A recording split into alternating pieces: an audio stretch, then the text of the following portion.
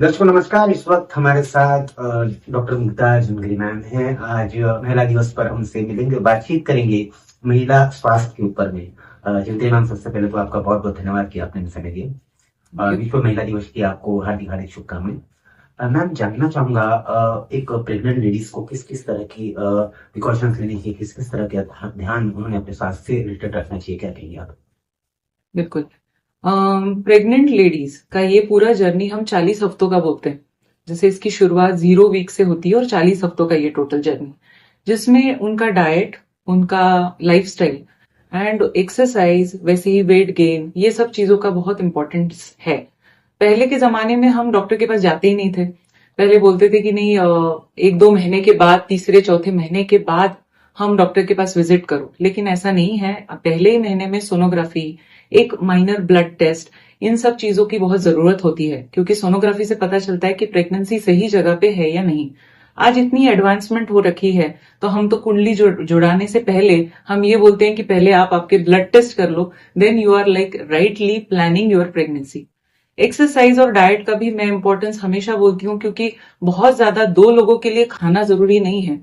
आपका बच्चा है पेट में, इसलिए आपने बहुत ज्यादा खाना चाहिए, बहुत वेट पुट ऑन करना चाहिए, बिल्कुल सही बात नहीं है, जिससे डायबिटीज, थायराइड, ब्लड प्रेशर का चांस बढ़ जाता है। तो प्रेगनेंसी फिट भी हो और उसके हाई रिस्क कंटेंट कम हो जाए, इसीलिए आपको सही तरीके से वेट गेन, सही तरीके का चेकअप, एएनसी चेकअप हम जिसे बोलेंगे, जिससे उसका हाई रिस्क नेचर कम हो जाए। सेकेंड इंपॉर्टेंट चीज कि आप बहुत लेट प्लान ना करें, इसको सही एज में प्लान करें, क्योंकि आज सारी वर्किंग लेडीज है जो बोलती है कि नहीं, हम लेट एज में प्लान करेंगे, अभी तो नहीं, अभी मेरा करियर इंपॉर्टेंट है। लेकिन आपका ओवरीज, आपकी बॉडी उसके लिए बाद में रेडी रहेगी या नहीं, ये कह नहीं सकते। पर्टिकुलर टाइमिंग क्या, कौन सी एज तक के कंसीव किया जा सकता है, क्या कहेंगे आप? आइडियली 27 to 30 एज जो है, उसमें प्रेगनेंसी कंसीव करने की जो कैपेसिटी है वो सबसे अच्छी रहती है, जिसमें बच्चे को भी प्रॉब्लम होना वो कम होता है, माँ का भी हेल्थ अच्छा रहेगा, जिससे हाई रिस्क प्रॉब्लम्स भी नहीं आएगी। ऐसे बहुत सारे लोग, जैसे आपने भी बताया, अपने करियर की तरफ ध्यान देते हुए प्रेगनेंसी को नजरअंदाज करते हैं और बहुत साल बाद में करते हैं, 30 एज और 35। यस यस, किस तरह की डिफिकल्टी आ सकती है?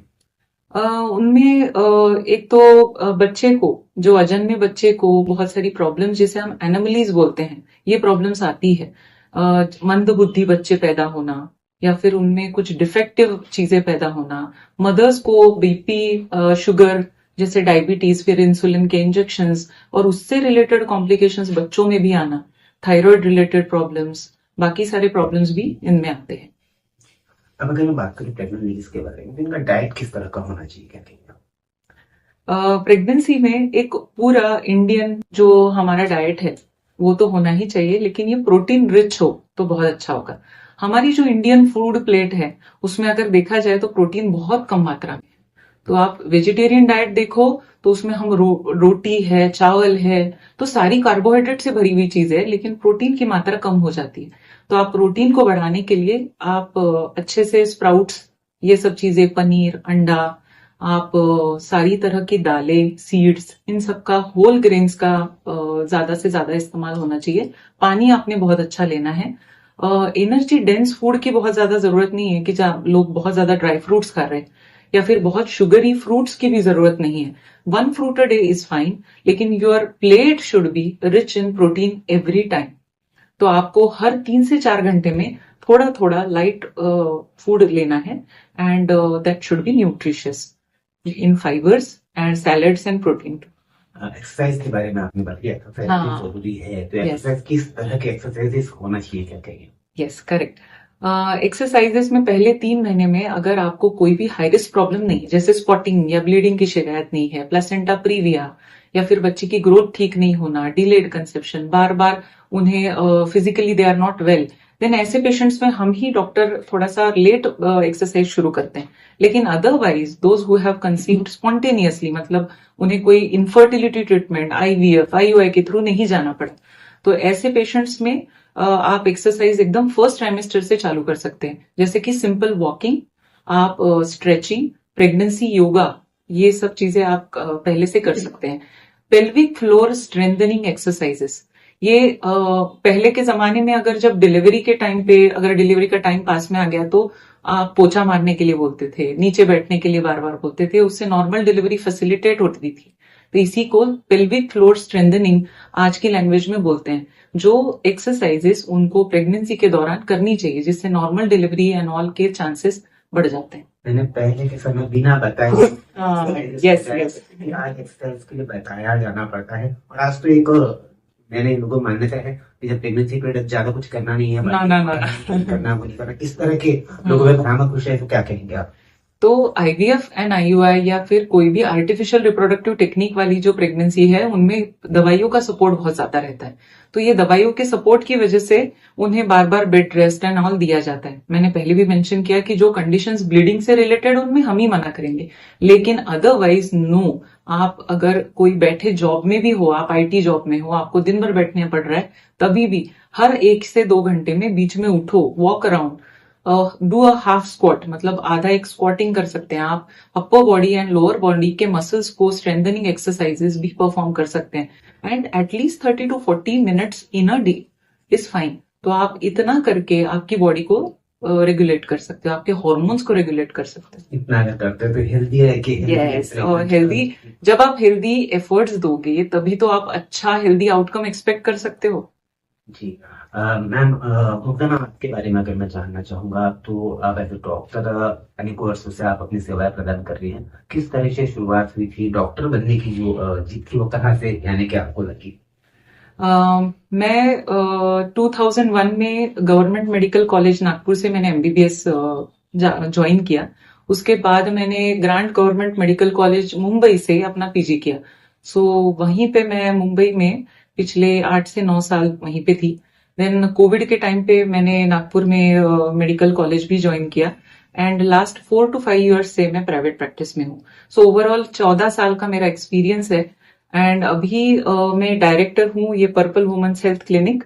ये मेरा खुद का है। यहाँ हम महिलाओं से रिलेटेड सारे इलनेस, सारी उनकी प्रेगनेंसी, एडोलसेंस, हाँ जी, कंटिन्यू कीजिए। हाँ।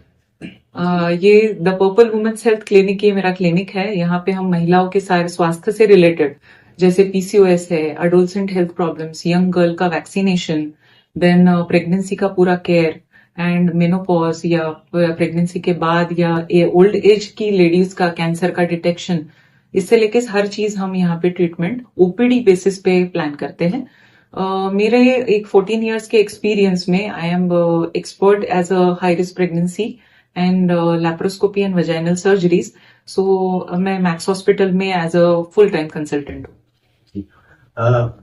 आपको मैं आपसे ये पूछना चाह रहा था कि डॉक्टर बनना है पहले से फिक्स था या फिर क्या कहते हाँ, पहले से ही फिक्स था।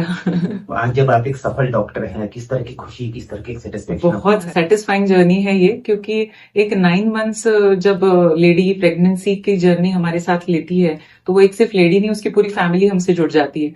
प्रेगनेंसी के पहले जब हम उन्हें कंसीव करने के लिए हेल्प करते हैं तो ये completely they know us for life, they remember us for life. And एक न्यू बॉर्न को बर्थ देना, फिर उनकी हेल्प जर्नी में उनके साथ रहना, ये बहुत सेटिस्फाइंग एक्सपीरियंस रहता है। As a obstetrician I am really happy and I am loving my job like anything. Channel के माध्यम से आपको विश्व महिला दिवस के उपलक्ष्य पर जो महिलाएं देख रही हैं या जो जनता हमारी देख रही है, उनको क्या एक मैसेज आप इस दिन के अवसर पर देना चाहेंगे? मैं इन सभी को, जो वर्किंग लेडीज है स्पेशली, जो स्ट्रेस में है, जो दोनों साइड में अपना लाइफ को बैलेंस कर रही है, वर्किंग भी कर रही है, अपने घर को भी संभाल रही है, इन लोगों को मैं बोलूंगी कि शांत मत बैठिए। अगर आपको कोई भी तकलीफ है तो ये तकलीफ सिर्फ आपके हॉर्मोन्स है इसीलिए आपको नहीं हो रही है। अगर कोई तकलीफ टाइम के हिसाब से ज्यादा है तो गायनेकोलॉजिस्ट या ऑब्स्टेट्रिशियंस को मिलिए और इन तकलीफ का सॉल्यूशंस देखिए, क्योंकि आज हर चीज सिवियर होने को टाइम नहीं लगता, लेकिन अगर हम उसको स्क्रीन करें या पहले पता करें तो प्रिवेंशन जरूर कर सकते हैं। सो prevention is always better than cure. अगर किसी को अपनी वुमेन हेल्थ से रिलेटेड कोई भी चेकअप्स कराने हैं या आपसे परामर्श लेना है, तो पर्पल वुमेन हेल्थ केयर पर किस तरह संपर्क किया जा सकता है? पर्पल वुमेन हेल्थ का पेज गूगल पे अवेलेबल है और उस पे एक कॉन्टैक्ट नंबर भी है जिससे आप अपॉइंटमेंट्स ले सकते हैं। एंड हम यहाँ पे वॉक इन पेशेंट्स ही लेते हैं, तो ऑन दी अपॉइंट, क्योंकि ये छोटा सा एक ओपीडी बेसिस का क्लिनिक है, तो आप यहाँ पे कभी भी आके आपका 5 to 8 इवनिंग के टाइम पे आप कंसल्ट कर सकते हैं।